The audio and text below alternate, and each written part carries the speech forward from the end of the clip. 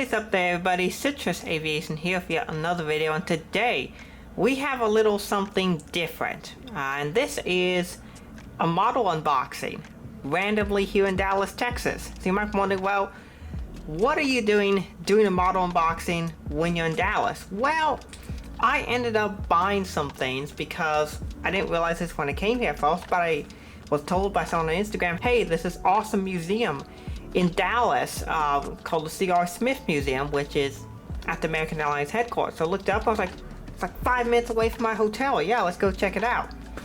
So I went to it. They have a real nice museum there, which I'll do a separate museum tour video on.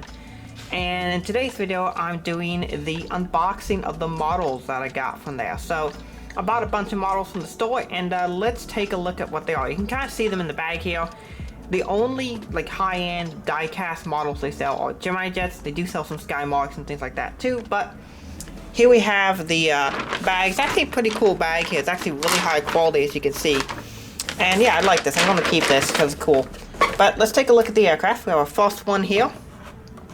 The American Eagle Embraer 170 in the retro livery. This aircraft is based out of Chicago and one that I've seen many times when walking on the ramp. So that's a cool plane.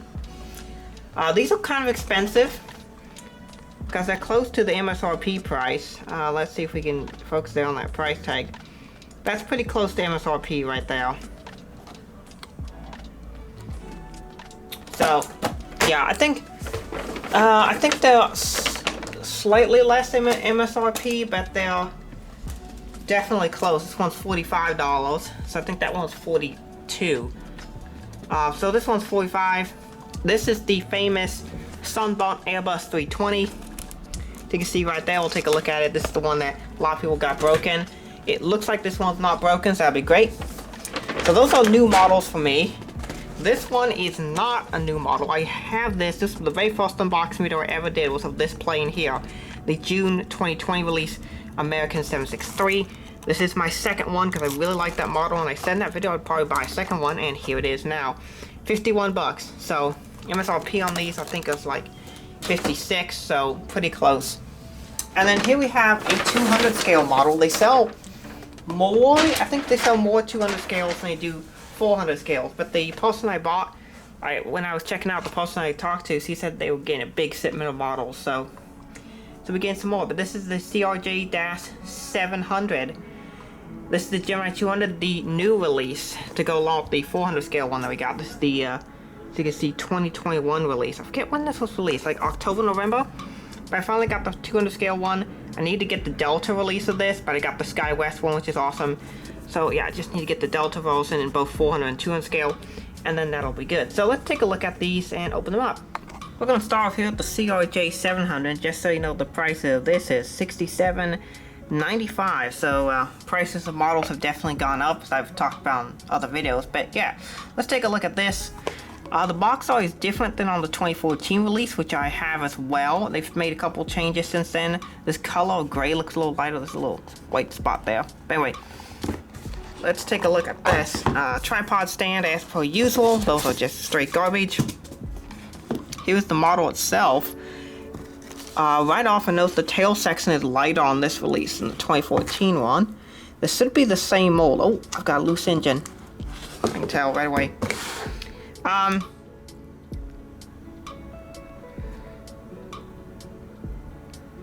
Yeah, this is a bit light, but take a look. That's a lighter gray. Almost a white on the tail section now, if you can see that. Yeah, so this tail section is way lighter than the 2014 release. Underside, the wing's a bit lighter. The livery has that more metallic finish that they're using in some of the American Eagle models now, or American models, which looks a little off to me. But yeah, CRJ-700. This one is 708 Sierra Kilo, so the Sky West version, while the previous release was the, if I remember correct, Endeavor Air version. American 763. Take a look at this one. Not many of these ever came broken, so I don't think I'll have any issues with this model. It was an outstanding model when it was released, and it's still a great model to this day. The only issue is that the color's a little bit dark on it, which they've been using this more dark and metallic finish on it. that's this one. Looks great. Has the dual SATCOM box, which is super awesome. It's got antennas.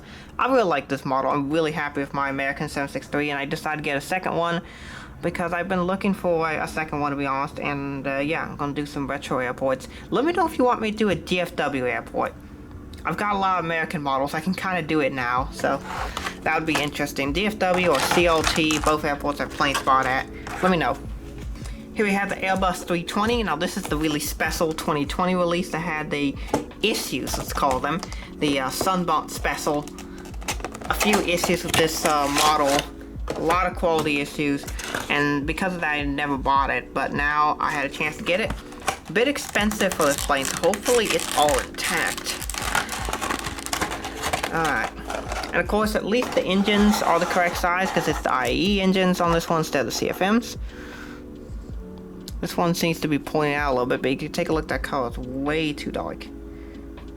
This one's pointing out a little bit. But other than that, the wheels roll. Everything seems to be intact, so that's good. Yeah, this model is fine. I notice there's no antenna back here, which is correct, because I believe the American 320s don't have the third antenna back there. While most customers did opt for an antenna, some of Americans don't have it. Finally, we have the model I'm most excited for. This is why I actually bought all these anyway. I wouldn't have bought any, but then I saw this, and I was like, well, let's see what else I have. American Eagle Retroplane, an aircraft I've seen many times in real life, because they fly them into Des Moines a lot, and I'd see them on the ramp right over at the American Eagle section, which is right next to the Delta section in Charlie Terminal. So whenever I'd walk on a Delta flight, this plane would come in the afternoon. So if I was walking to Detroit or mini flight, I would see it right over at the gate next to me. So this plane is so cool. I love this livery. I'm looking forward to getting the 200 scale version of this plane. They didn't have any, so I assume they had sold out, but they have a new shipment coming in, they said. So all metal, great mold, and of course there's not too much wing flex on this one either, so that's good. I don't think it has the updated nose gear either, but this plane looks awesome. Let's take a closer look, because this one's one I'm really looking forward to. Oh, it looks so good. So we're going to start off here with the Gemini 200 CRJ 700. You can see on the nose we have the prototypically accurate CRJ details, including the pitot tubes, the cockpit windows, the nose gear, and the nose shape is very accurate to CRJ. This is the most accurate CRJ I've ever seen. Like you can see, it says operated by SkyWest Airlines. We have the MCD. You can see on the bottom right those red markings there. That's the instructions and the door latch to open the door, and then it folds down and reveals some stairs. We got the One World logo, so forward antennas, the American Eagle titles and the logo, got a jewel light, we got another antenna, we got forward bin number 1, that's the underside light, we got the overwing emergency exit and the escape hatch on the roof, we have the escape pathway and the wing, which is the whiter color, we have the main gears, registration November 7060 kilo, got the engines, and we got a rear bin door for bin number 2, and then of course we had the whiter colored tail section, which looks really interesting. We got APU inlet and exhaust. Yeah, it looks more white here on this. You can see there it's kind of a white color.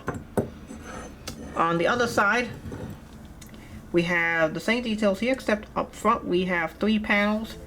The bottom one, this would be a panel for the power right just above the.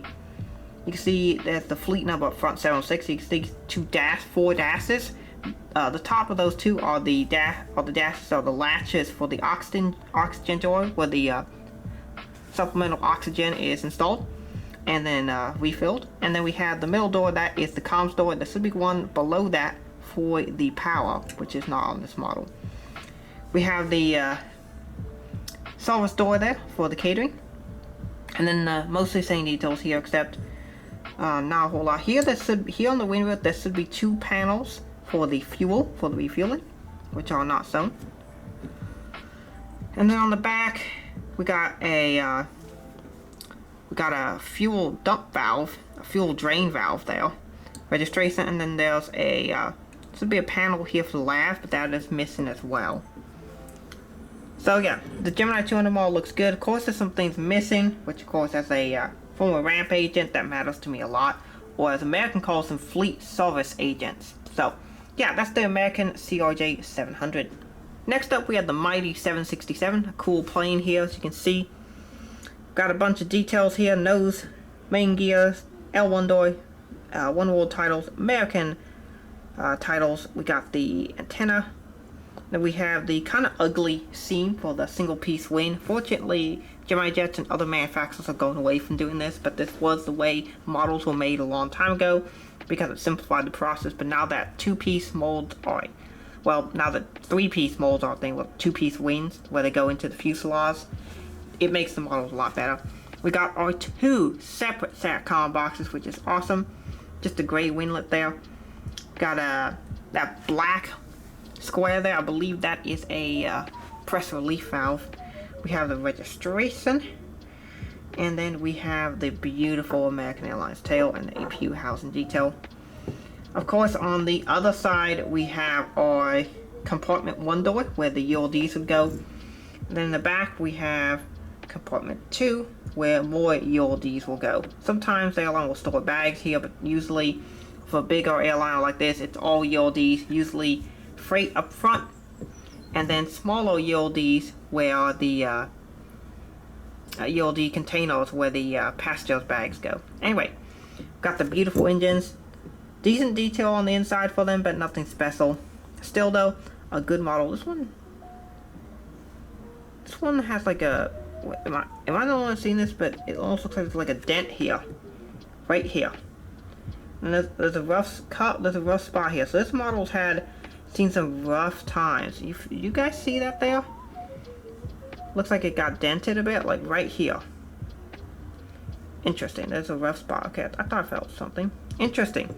So this model has a bit of an imperfection. Can't really see it here, but over here you can definitely see it. Interesting. Another antenna back here, but other than that, this model's really good. I was intending to get a second one because I really liked the first one. So here's the second one. Next up, we have the Airbus 320 with the IAE V2500 engines, copper windows, static ports. That's the silver circle there, the red square around it. That's basically notifying that the danger zone. You don't want to touch it because it's really hot. Got forward antennas, L1 door, American titles, IAE V2500 engines. Got the overweight budget X well. Got a SATCOM box. And of course, we got the registration, 651 Alpha November, and the tail section. This color is so off. Just take a look. It's more of a blue than it is really a gray. Let me show you in comparison to the 763, which even the 763 is a bit dark. But it's no comparison. The 763 is so much lighter. The CRJ-700 is a bit dark too.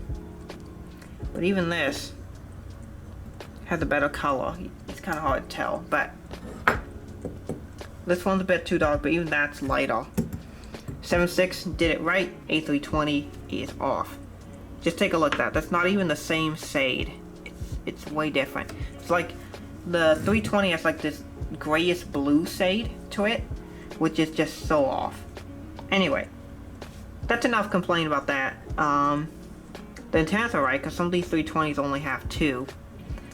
Finally, we have the plane I'm most excited about, the American Eagle Retro. This plane is so cool. I've seen it on the ramp before, and I really like this plane. It's super awesome. You can see under the cockpit window it says operated by Envoy Air. This is one of 6 former British Airways ERJ-170s that American Eagle acquired. American was able to acquire these because these aircraft have not had a super long service life. This one in particular was delivered to British Airways in 2009. So it was one of the later ERJ-170s delivered. So pretty cool plane. L1 door. You can see that little box there in the white line in between the blue and the red. That's in a like a welcome to American Eagle thing that they would have had on older planes, but now they've transposed that American Eagle logo onto this plane, which is cool. One world logo there just above the blue line that says American Eagle. Got the little engines there. And then the winglet is super cool as well. It says American Eagle, has the red, white, and blue on it. Super cool. Got the registration, 760 Mike Quebec, I think. Pretty cool plane. L2 door, American flag and the American Eagle logo there. We got the APU. The only extra detail here is this antenna with the really long rod that goes down. I believe that is for lightning abstraction. That lightning is supposed to go through the rod and out the back. I believe it's what it's for, but other than that, I've never been able to confirm. On this side, basically the same details with the Envoy. The forward bin door, that little black square next to it, that is actually an instruction. So on it, it tells you all 6 steps of how to open and close the door. So if you've never walked on ERJ, you can just take a look at the manual and be like, okay, that's how I open it. Pretty cool. Once again, wing detail looks good, winglet looks good, and the rear bin has the same little chart there, which is pretty cool. They actually show a detail. They do not show where the lav or the potable water is. Potable water should be on this side, just behind that L2 door, and the lav should be right here, just behind the R1 door. That little square you see there is a exhaust release. But yeah, really cool model. I really like this one, as I've always wanted to get this plane because I've seen it in real life. The RJs really are a pretty tall aircraft, surprisingly tall aircraft. The nose gear on this one's also correct, unlike some of the newer 175s. And no nose gear issues. Pretty cool plane. I'm really happy to add this to my collection. So that is it for this Ford model unboxing. I hope you really enjoyed it.